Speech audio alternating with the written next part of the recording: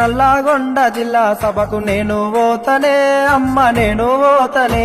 గా ముల్లేలున్న చిల్లర తీసి పల్లె దాటియే నల్లగొండకు పంపియే చూడగల్లు ధనమట అంటులేని జనమట పల్లె పల్లె గల్లుతదట నల్లగొండ నిండుతదట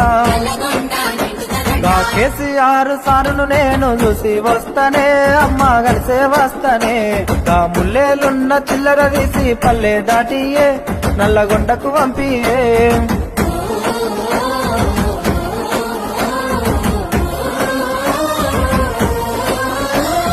ఫ్లోరైడు బాధను చూసి తాగే నీళ్ళని చేశారు నల్లగొండ కన్నీరును తుడిచినోడు కేసీఆర్